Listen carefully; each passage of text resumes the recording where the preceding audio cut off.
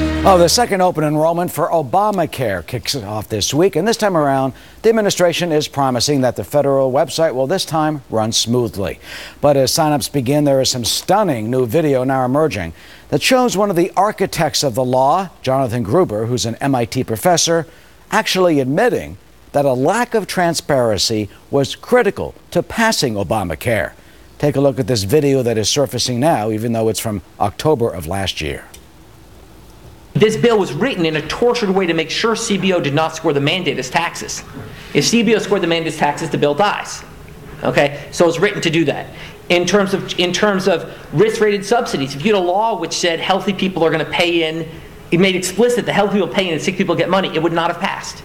Okay, just like lack of transparency is a huge political advantage, and basically, call it the stupidity of the American voter or whatever.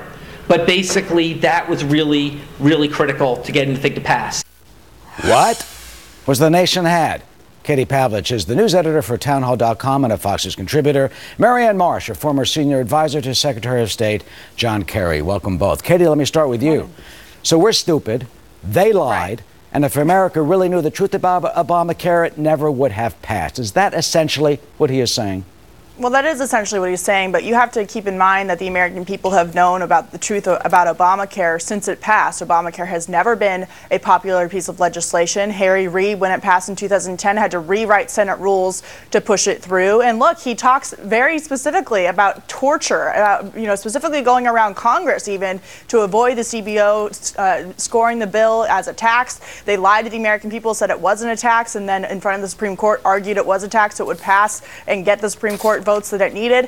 Every single thing about Obamacare from its passing until now has been a lie. We can go down the line. The president saying you can keep your plan if you want to. You promise that your plan is not going to change. You're going to have more access to doctors, not less. That's a lie. More doctors are retiring. 7 out of 10 doctors are retiring as a result of Obamacare. Access to care has been limited despite the president saying it's going to be expanded. And so everything about Obamacare has been a lie up to this point, and they're finally admitting it. And the American people aren't stupid, by the way. They knew exactly what it was going to be like. And although Mr. Gruber wants to say that lack of transparency is politically expedient short term, it's not long term, and that's exactly why we saw a bloodbath with Democrats last week. All right, Marianne, is he saying that we are stupid and that they lied completely? I mean, that seems to be exactly what his words are.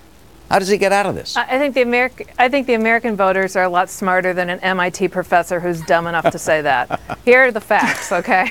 The facts are the ACA passed with all Democratic votes. Now, Republicans are going to try to repeal it with all Republican votes. So they have the votes to repeal it, but President Obama is going to veto it. That's why they're already putting pressure on the new majority leader, Mitch McConnell, the Republican, to try to do that by reconciliation, where they only need 51 votes. So you have ACA passed with all Democratic votes. You'll see it repealed probably by all Republican votes, and that's where we're going to end up. All of our time is going to be spent repealing this bill outside of this new Congress. But excuse me for interrupting, but it passed with this guy saying they pulled the wool over our eyes. Yeah. They made fools out of the Supreme Court, that they knew if they wrote it as a tax, it wouldn't get passed. If they knew that they wrote it as, these are his own words, in terms of healthy people giving sick people getting money, it would not have passed. So that's why it passed, because this guy apparently is totally lying to us.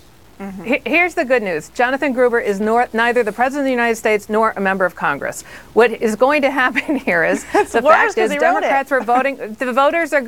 Hold on, Katie. The fact here is Democrats were voting for the Affordable Care Act no matter what, period, end of sentence. Republicans are going to vote to repeal it, period, end of sentence. And the Supreme Court is now reviewing it, period, end of sentence. That's where we are. So the fact is this country, and going back to what Britt Hume said a little earlier in this hour, even though people care more about the economy and getting people back to work, we're going to spend months and months and months now, once again, on the Affordable Care Act. Well, if that's what Republicans want to go into 2016, Katie, so be it. The worst news is Gruber was one of the architects of Obamacare and of the whole thing.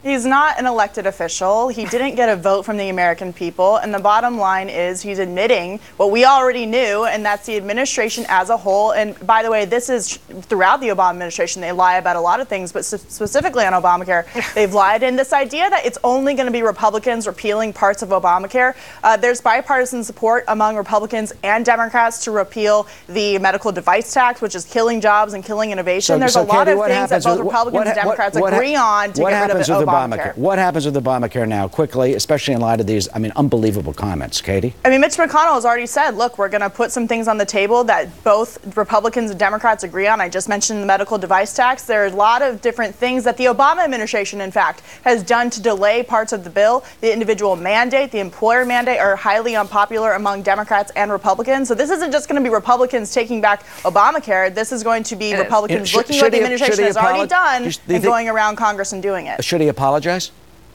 He should absolutely apologize, but he's not going to. He's actually been MIA. He's been missing. We don't know where he is, even though the Obamacare's back on the Supreme Court. We have no idea where he is.